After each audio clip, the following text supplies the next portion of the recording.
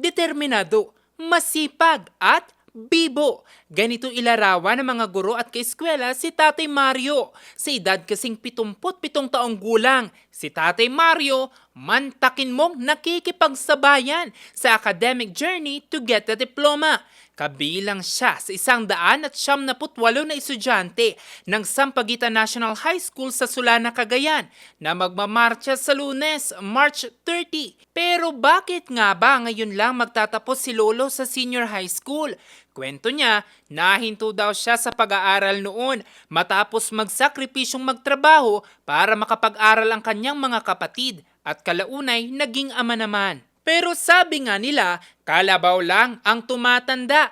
Sa kabila kasi ng kanyang edad, si Tatay Mario balik eskwela sa tulong ng Alternative Learning System o ALS, bagay na suportado ng kanyang 8 anak. Nagpaalam ko sa kanila na gusto ko rin makatapos kagaya nila.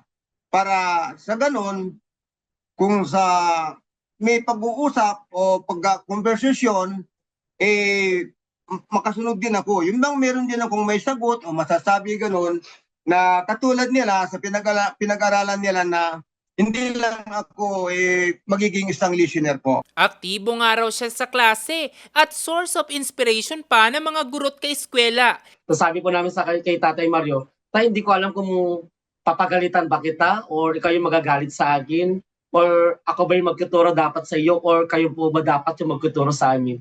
So yun po ang nalo namin kay Tatay Mario.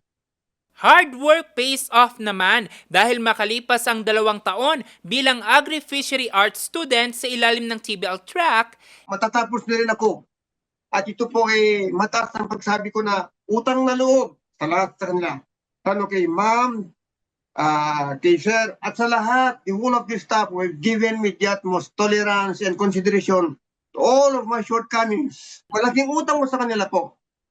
Itong naruroonan ko ngayon at ang sitwasyon ko ngayon, sir. Kaya naluluha ako, sir. Keep chasing your dreams. Huwag mong hayaan ang anuman at kung sino man ang pumigil or yung hindrance mo para sa pagtanggap ng mga pangarap mo sa buhay. Naging inspirasyon ka rin ng mga estudyante po ng Sampaguita National High School. Pero the journey to Black Toga hindi pa raw nagtatapos. Pangarap kasi ni Tatay Mario na magkolehiyo at makakuha ng degree na Agricultural Engineering. The backbone of our country is agriculture.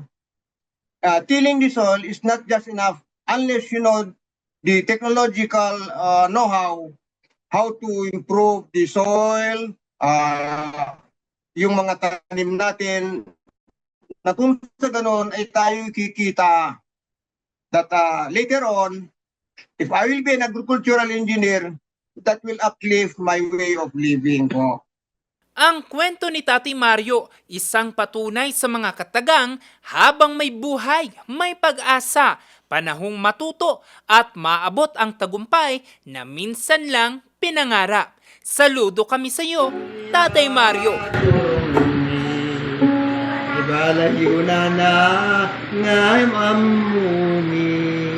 Jose Robert Inventor, Nation on the Move.